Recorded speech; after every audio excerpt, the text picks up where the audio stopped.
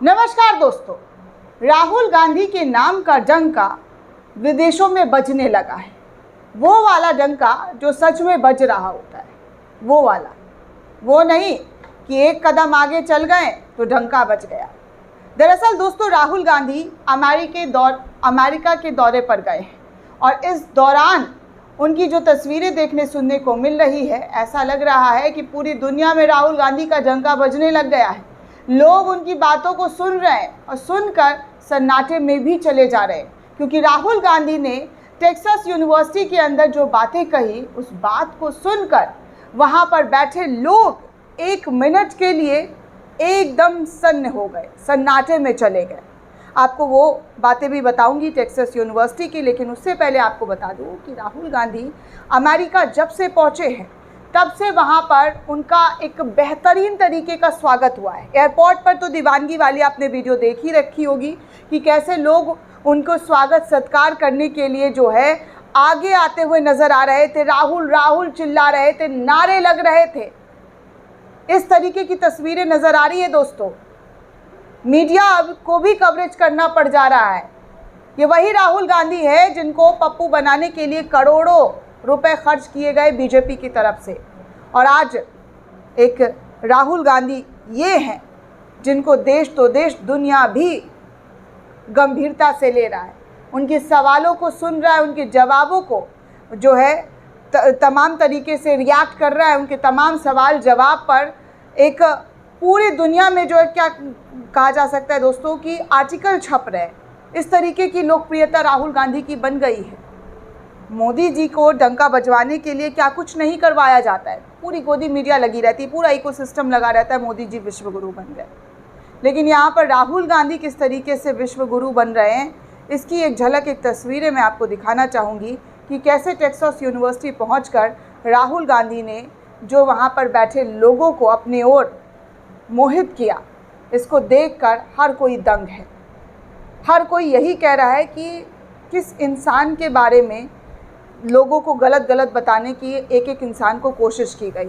एक ऐसा इंसान जो हर तरीके से सोच रहा है, हर एक बात में वो गंभीरता दिखा रहा है और इस देश के नौजवानों पर खासकर ध्यान देने की कोशिश कर रहा है।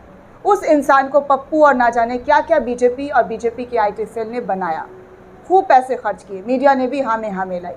लेकिन अब राहुल गांधी बिना टेलीप्रॉम्प्टर के टेक्सास यूनिवर्सिटी में अपने सेशन के दौरान क्या कुछ कहते हुए नजर आए दोस्तों, उसकी तमाम जानकारी आपको इस वीडियो में मैं दूंगी। दरअसल दोस्तों, टेक्सास यूनिवर्सिटी में सवालों के दौरान राहुल गांधी ने उल्टा वहां पर बैठे हुए लोगों से सवाल कर दिया और पूछा कि क्या आप लोगों ने एकलव्य की कहानी सुनी है?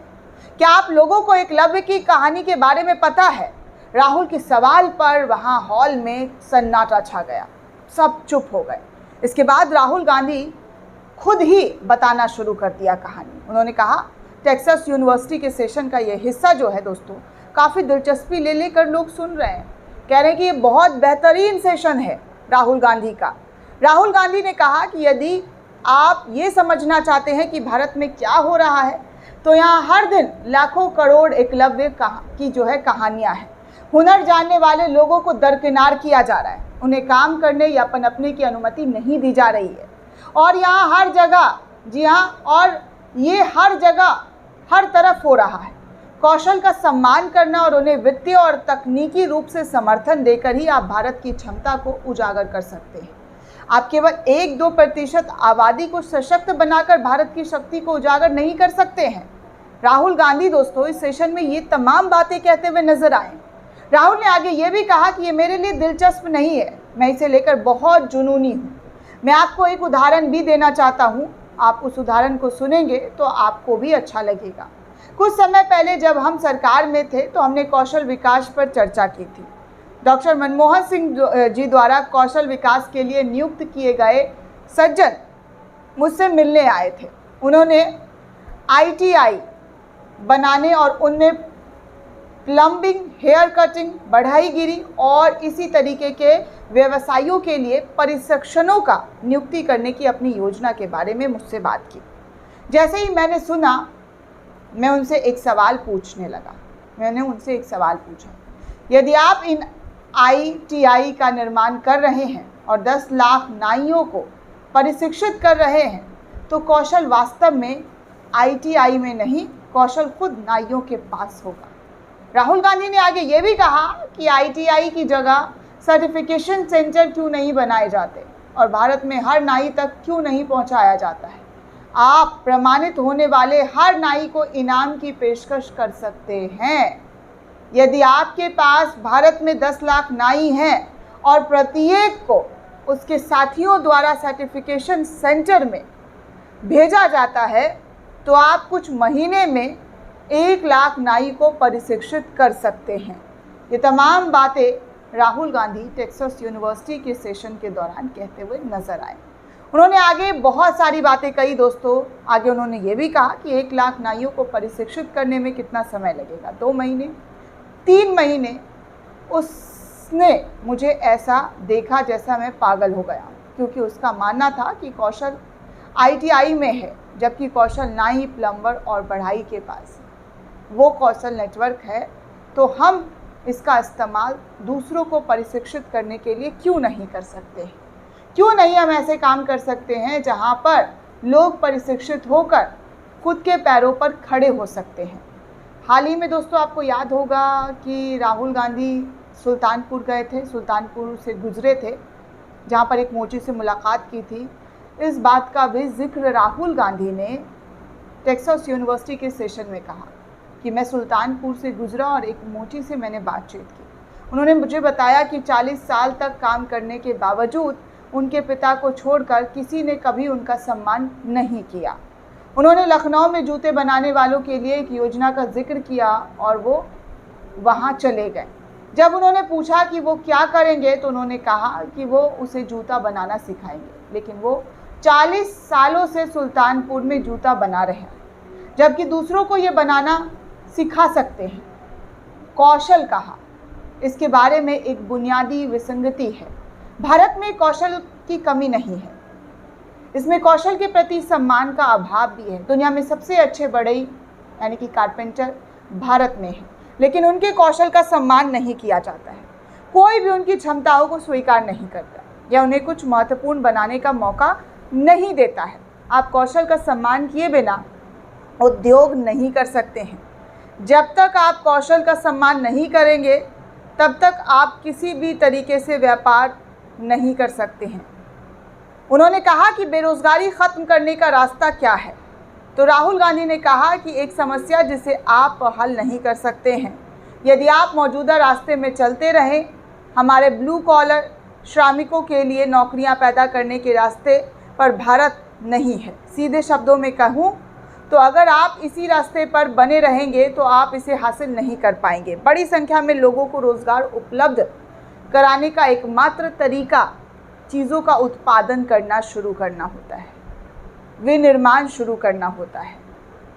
राहुल गांधी ने दोस्तों अपनी बात मोबाइल का उदाहरण देकर भी टेक्सास यूनिवर्सिटी के अंदर समझाना शुरू कर दिया। राहुल गांधी ने कहा कि मैन्युफैक्चरिंग सीधे सेल फोन के उत्पादन से शुरू नहीं होती है, ये एक प्रक्रिया है और यदि आप निर्माण करना चाहते हैं तो आपको और ऊपर जाना होगा। कई लोग कहते हैं अरे नहीं, हम सीधे सेल फोन बना सकते हैं। हालांकि सेल फोन भारत में निर्मित नहीं होते हैं, वो यहाँ असेंबल किए जाते हैं। उपकरण चीन से आती है और उनको भारत में असेंबल किया जाता है। चीन उन उपकरणों या कुल पर्जों को विकसित कर सकता है। इसका कारण ये है कि उनके पास एक विशाल बुनियादी ढांचा है जो पहले कई अलग अलग उत्पादों का निर्माण कर चुका है। इसलिए आप मूलभूत कदमों से बच नहीं सकते हैं। राहुल गांधी ने आगे अपने सेशन में ये भी कहा कि हम आपको उत्पादन के लिए एक नज़रियों की आवश्यकता है। जी हाँ, राहुल ने आगे कहा कि आपको उत्पादन के लिए एक नज़रिए की आवश्यकता है। उदाहरण के लिए हमारा GST उत्पादन के विरुद्ध बनाया गया है। ये उपभोग को पुरस्कार देता है और उत्पादन को दंडित करता है। उत्पादन करने वाले राज्यों को नुकसान होता है और एक बड़े एकाधिकारी उत्पादन पर नकारात्मक प्रभाव डालते हैं। वो नए खिलाड़ियों को बाजार में प्रवेश करने से रोकने के लिए नीति को प्रभावित करते हैं। यदि आप चाहते हैं कि भारत उत्पादन शुरू करे तो ये कुछ मुद्दे हैं जिन पर ध्यान देने की ज़रूरत है, बात करने की ज़रूरत है, और इससे भारत के अंदर एक बहुत बड़े लेवल पर उत्पादन शुरू किया जा सकता है। और मुझे विश्वास है कि भारत किसी भी समस्या के उत्पादन को जो है वो बखूबी झेल कर आगे बढ़ सकता है, कर सकता है। मेरा मानना है कि भारत चीन के साथ मुकाबला कर सकता है।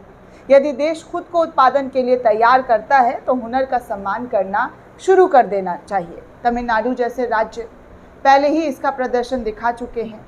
ऐसा नहीं है कि राज्यों ने ऐसा नहीं किया है, कई राज्यों ने ऐसा किया है। महाराष्ट्र और कर्नाटक ने कुछ हद तक प्रगति दिखाई है।